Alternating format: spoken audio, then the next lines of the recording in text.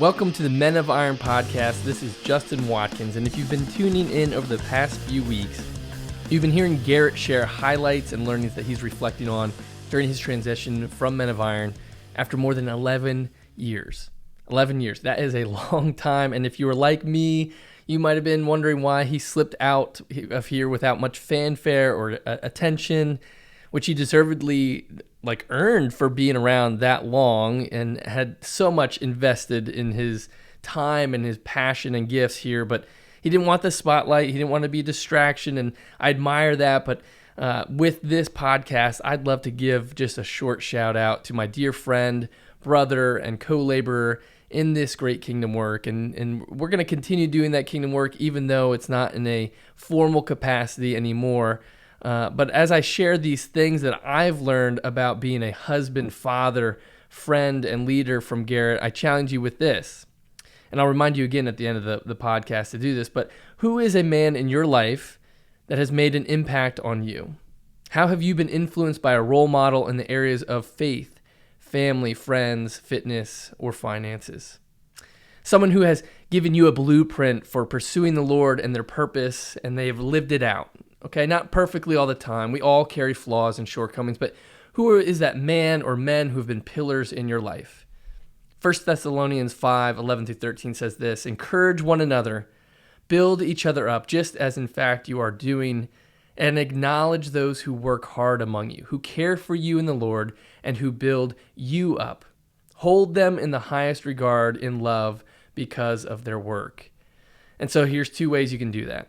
Number one, intentionally encourage, honor, and build that man or men up in your life. And then two, intentionally learn from their example. And I'll give you some ideas at the end of this podcast. But for the time being, I want to share a little bit about what I've learned from Garrett, or as most of us who call him friend around here, just simply G. And I've known Garrett for around 9 years now, starting even before I was on full-time at Men of Iron.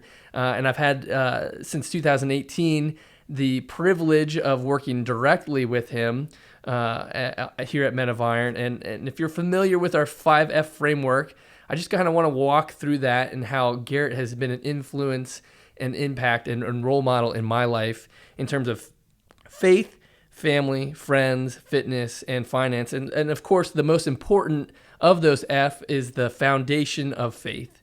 And for Garrett, this has been the clear testimony and impact in my life and those around him.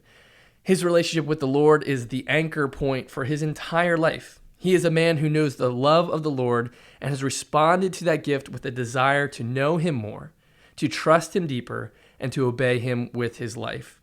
And I've seen this in a multitude of ways, and not just because he happens to be leading a faith-based men's organization. Garrett's daily commitment to Bible study, prayer, and reflection was a result of a heart seeking God's Spirit, seeking his guidance to make decisions on our team, in his marriage, in his family, and beyond.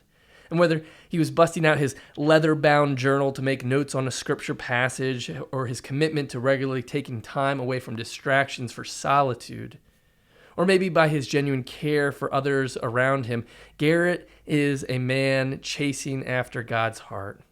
And again, this isn't to say he's some spiritual guru of perfection. In fact, it's actually because of his authentic walk with the Lord that he was willing to share his shortcomings, his questions, the lessons that the Lord is still at work in his life, giving direction and correction in.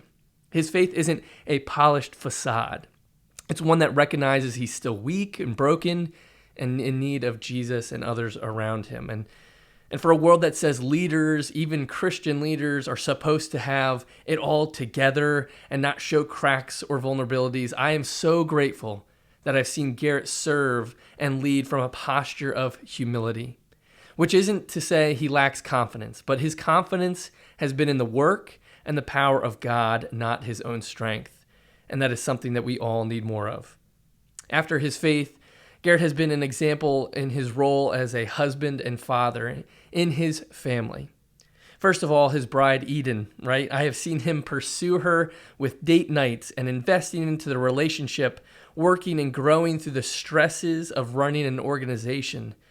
I've seen him value her voice and perspective along the way. They are a partnership at home. And Eden has been a significant value add and partner in the work here at Men of Iron. She has shared influential wisdom for Garrett's role and for our entire team through these years. She's been one that has brought compelling words from the Lord that have shaped seasons of our work. They have been a partner at home, in their marriage, and even here at our organization. And you might be tempted to think that as some tough wrestler / hunter / president of a men's organization that Garrett would be rough and rugged, and he has some of that in him, but you just check in with him on a given weeknight when his 2 girls are dressing him up and painting his nails, and you will see a man who is desperately in love with the kids that he's been given to raise. He has 2 girls and a boy, and he's constantly finding intentional ways to spend time with each of them, to notice their needs, to understand how God has wired them, and be purposeful in being a part of unlocking their relationship and gifts with the Lord. So whether it was creating a list of family values that they have had framed and put up to seek as their home, or as getting a father-daughter camping trip set on the calendar and taking his daughters out on dates, Garrett's investment in the lives of his children has been inspirational. Next, we hit friends, and as being one of them, I can tell you that our relationship has been marked by all the great things that you want to have in a friendship. We're able to laugh and joke around, like maybe too much sometimes.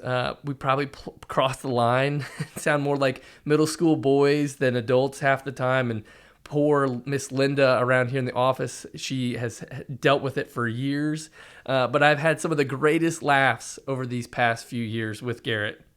And in the same breath, there's just as much care and concern for the heart matters, the things of significance, my faith, my family. How am I doing? Bringing accountability and intentionality to that friendship. Questions about how I'm doing, and really wanting to hear the depth of that response, not just a surface answer. A great example of how these two things come together was my first week at Men of Iron. We had a mentorship training event on that Saturday, and our staff was huddling up to have a serious moment of prayer for the morning. And as we circled up, the silence was quickly broken by Garrett letting some pent-up farts, and they were deep, dark, and angry. And I could tell you right then, I was like, okay, I am definitely working for a men's organization right now. But that's the best kind of friend, right? The one that you can go to war with, that you can battle alongside through the serious and significant moments of life, and yet let a dark and angry fart out right before you pray together and get up on stage. Jumping into fitness, Garrett has modeled this well, realizing that being healthy is not some vain pursuit, but is for the purpose of fulfilling the goals and relationship that God has called each of us to serve in. And it's harder to be the husband and father and friend and leader that we're designed for when we're battling those physical, emotional, and mental challenges. And so I've seen Garrett commit himself to intentionality in all those buckets. Physically, as a gifted college athlete, he was on the golf team, so that's maybe an asterisk, but he was a wrestler growing up, right? So anyway, he's been involved in competition, and he loves to be active, and I've seen him set goals for an insane amount of push-ups for a year, and training for a marathon, and running every day, and being careful what he's eating, and just to take time to care for his physical health. And I see him take time away from work, disconnect, so that he can work on resetting mentally, spiritually, and emotionally. I've seen him seek counsel from those who are further on ahead in life, so that he can gather their wisdom and accountability. So all of this just brings him to a place of more holistic health, so he can be present and focused and energetic in the roles and callings that he has in his life. And in terms of finance, the final F, it can be a topic that we could talk about stewardship and generosity and making wise investments, but it also relates to being intentional in your calling and vocation. And through the past 11 plus years, Garrett has laid that at the feet of Jesus with humility and obedience. His calling out of a for-profit job in ag lending at the very beginning to be the first employee of Men of Iron tasked with growing it from the ground up. That was a big change. There was a lot of risk, but he was obedient and trusted that God was leading the way. And for many of you, if you're familiar with Men of Iron, Garrett has been the face and the heart of our organization for these past 11 years. He's given so much of his time, his talent, passion, sacrificed so much to push us and build us up to where we are today. He has honored the Lord by giving his gifts to be used to build the kingdom. And that is why, with all these other things I've already mentioned, it comes as no surprise that these past few months and year, he was faithfully wrestling with what the Lord was calling him for in the next chapter of this adventure, which for some of us, it means sadly, he's moving on from Men of Iron, but we are excited. One, it's not gone for forever because he's not going anywhere. He's still involved, even not in a formal capacity, but he's still around. But even as he enters in this new adventure, we know that he has been honoring God with that decision, and we are excited for what God is going to do in this new chapter.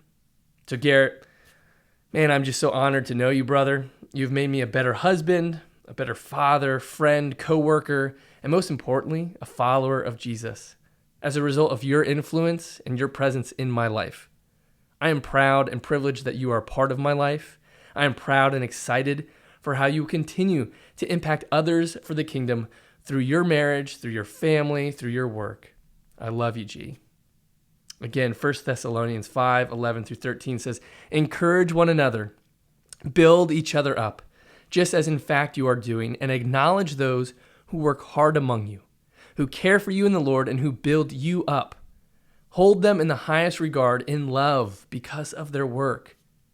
So my challenge to you is this: who is at least one man in your life, past or present, who has been a model in these areas of faith, family, friends, fitness, and finances? Who's been a positive influence that points you to a deeper adventure with the Lord and encourages you to pursue your purpose in Him? Who do you hold in high regard? Garrett has done that and much more for me, and I'm not sharing this as some sort of eulogy because the man is still in my life. He's not dead. But the truth is, too often we hear men who miss the opportunity to honor those around them until it's too late.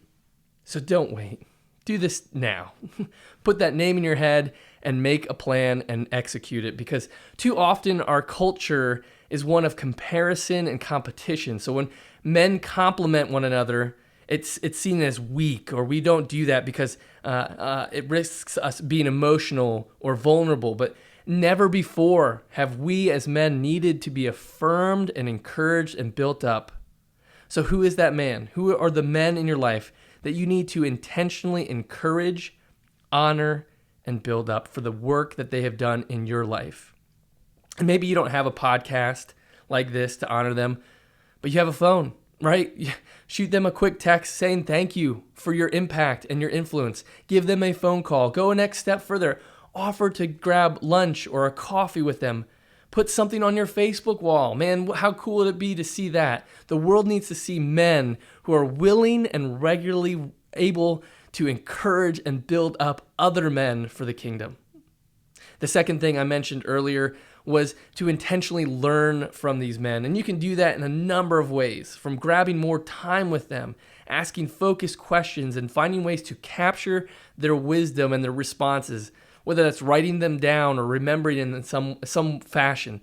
Don't just miss those times to gather the things that God has given them and you can learn from. And another idea, which should come as no surprise if you know Men of Iron, is mentorship. And I'll be with you for the next 4 podcasts, and we'll be talking about the benefits that an intentional, formal mentorship relationship can have in your life. And that ultimately, it's not scary, it's not difficult, and it's something you should pursue. Mentorship is simpler than you think and more impactful than you can imagine. And in the meantime, I'd encourage you to check out our website, menofiron.org, and you can see some of the resources that we have to start getting you thinking about what that looks like. And in the meantime, if this podcast was encouraging to you, I'd encourage you to like it, subscribe, and share with someone else so that we can continue changing a culture one man at a time.